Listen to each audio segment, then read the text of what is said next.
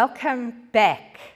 I hope that you had a good break and now we're ready to move on to looking at more examples of revision questions that may occur in your exams and in your tests. In this section, we are looking at population size, growth curves, and the focus right now is how do we handle those data response questions. There is a strategy, of course, so let's look at how we tackle them. We read the question carefully. Not only do we read the question, but we need to read or study the resources. And this could be text, it could be a table, it could be a diagram, it could even be a graph. So not only must you read the question carefully, but you must also study the resources. Once you've studied the resources, go back and reread the question. Use highlighters or underline what you are being asked to do. And look at the verbs. Remember, verbs are action words, and they'll tell you what you have to do.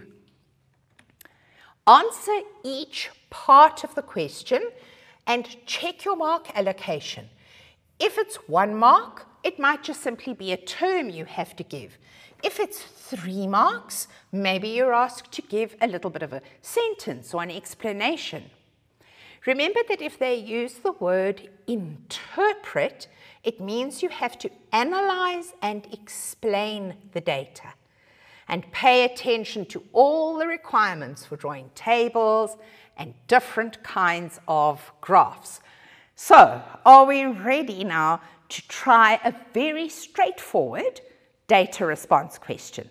Let's go. We're going to read it first carefully. Study the following graph. So there's our data, and then simply answer the questions. Your next point was make sure that you understand the graph. Number of yeast cells increasing in thousands over hours. And there our hours go from 0 up to 50 hours, and we've got a growth curve. So what we have to do, reread the question, study the graph, answer the questions. Now let's go on question by question. What would be a suitable heading for a graph?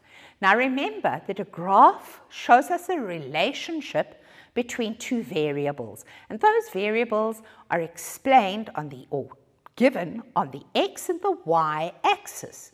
So our heading must take into account both of these variables. So I would say that a suitable heading would say that this is a graph showing the number of, I'm abbreviating now simply so it doesn't take so long, number of yeast cells over time. There we go. I've got one variable and the other variable in my heading. Question 2, which is the dependent variable?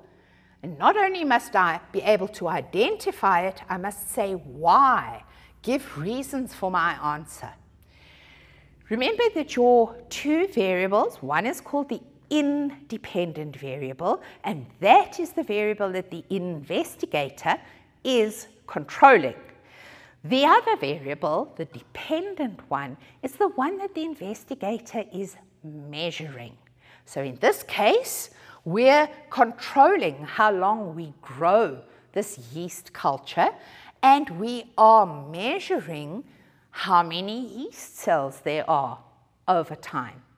So our dependent variable is number of yeast cells, because this is the variable that we are measuring. What was the population size after 30 hours? So this is a kind of question where we have to analyze the graph. What do? we go to 30 hours, and I'm doing it without a ruler, so you would place a ruler down very carefully, and you would draw a line up to the graph, and then a horizontal line, which will give you an answer between 8 and 12, but closer to 12, so you would probably say that we're looking at 8, 10, 12. We're looking at about 11,000 yeast cells after 30 hours. What kind of population is illustrated by this kind of growth curve? Well, remember, if we have a carrying capacity and the population stabilizes around the carrying capacity, then we've got that S-shaped logistic growth curve. But what we've got here is a J-shaped exponential growth curve that is then busting or going into extinction and extreme mortality. So what kind of population growth? We're looking here at exponential growth over time. What does the red line on the graph indicate? Remember that that is going to indicate the carrying capacity, and it's the carrying capacity of the environment. And in this case, if we are growing yeast cells, possibly in a test tube or on a Petri dish, it's the amount of yeast cells that this particular Petri dish or test tube can support, the carrying capacity of the environment. From which hour to which hour could the lag phase be identified, and not only identify it, explain the significance. So here we've got our lag phase from 0 hours to about 10 hours. After 10 hours, it shoots up exponentially. So this is our lag phase, 0 to 10 hours.